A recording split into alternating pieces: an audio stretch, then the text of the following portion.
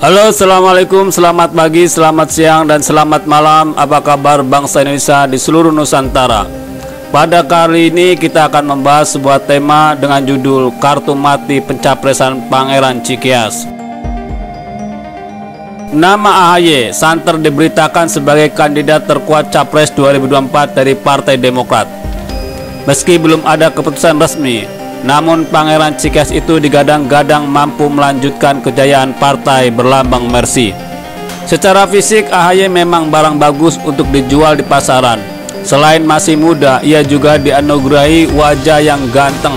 Cocoklah jika ingin merebut hati kalangan milenial, khususnya kaum hawa, yang memang mengidamkan punya pemimpin muda dan ganteng seperti dirinya. Polesan-polesan pada AHY terus dilakukan. Jejak pendapat dari lembaga survei juga terus diperhitungkan. Selain tokoh muda lain seperti Ganjar, Ridwan Kamil, dan Anies Baswedan, nama AHY kerap masuk dalam urutan. Ya, meskipun sampai saat ini elektabilitasnya masih jauh dari harapan.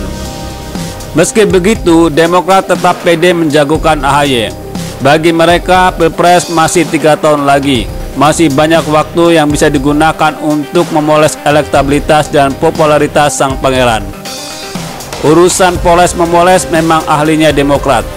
Dengan dalang terkenal bernama SBY, Demokrat sudah membuktikan kejayaan. Dari partai kecil yang baru lahir jadi partai penguasa 2 periode dan partai besar sampai saat ini. Polesan-polesan SBY pada putranya itu sudah semakin terasa. Gaya pidato dan cara AHY tampil di depan media mirip sekali dengan bapaknya. Hasilnya cukup baik. Dalam beberapa kali survei, elektabilitas dan popularitas AHY terus meningkat. Tetapi itu tak bisa jadi patokan. Meski potensial, namun langkah Pangeran Cikias maju sebagai Capres 2024 bisa jadi hanya sebuah ilusi. Ibarat kapal, Demokrat harus siap-siap menghadapi karang besar yang bisa menghancurkan partai itu. Karang besar itu bernama Muhammad Nazarudin dan Anas Urbaningrum. Nazarudin adalah mantan punggawa Demokrat. Ia pernah menjabat sebagai bendara umum sebelum akhirnya dipecat usai tersandung kasus korupsi. Saat duduk di kursi pesakitan, Nazarudin bahkan sudah meluapkan kemarahannya dengan mengobrak-abrik singgasana Demokrat. Ia ibarat bendungan bocor yang membuat sejumlah elit Demokrat harus masuk ke jeruji besi. Sebut saja Anas Urbaningrum yang sebelumnya jadi ketua umum, Andi Malaranggeng, Angelina Sondak, Jero Wacik, Siti Harta Timur Daya, dan beberapa jajaran elit lainnya.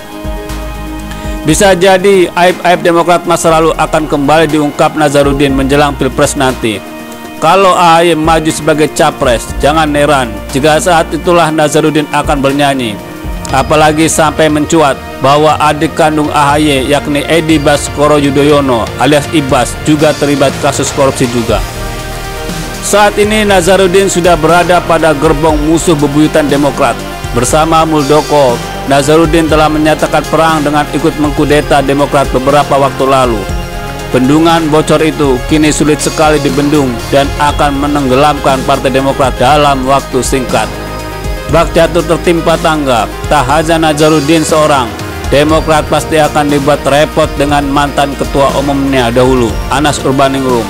Anas yang menjadi terdakwa kasus korupsi proyek Hambalang dan dipidana 8 tahun akan bebas murni pada tahun 2023 nanti. Jangan heran ketika keluar dari balik jeruji besi, Anas akan jadi singa marah yang akan menerkam Demokrat sampai tak tersisa. Anas Urbaningrum akan menunjukkan tajinya pada Demokrat sebagai pembalasan usai ditelikung paksa oleh SBY dari kursi ketua umum. Kebencian yang dipendamnya selama 8 tahun mungkin akan diluapkan secara emosional pada tahun 2023 nanti. Momentum Pilpres 2024 akan jadi panggung terbaik baginya meruntuhkan kerajaan Cikias.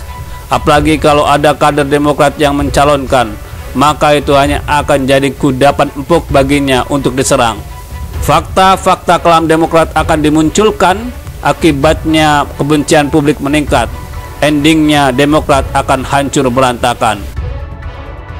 Demokrat bisa saja meminta maaf pada Nazarudin dan Anas agar tak berisik pada Pilpres nanti. Segala cara bisa dilakukan untuk membungkam mulut dua mantan kadernya itu. Tapi melihat penderitaan keduanya selama di penjara, kecil kemungkinan Nazarudin dan Anas akan berbaik hati. Keduanya akan jadi kartu mati bagi Demokrat memenangkan Pangeran Cikeas dalam kontestasi.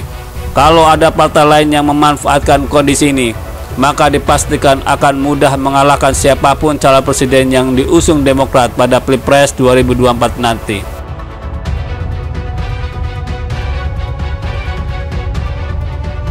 Nah, kira-kira bagaimana menurut Anda? Silahkan ketik kolom komentar di bawah dan jangan lupa subscribe channel ini. Terima kasih.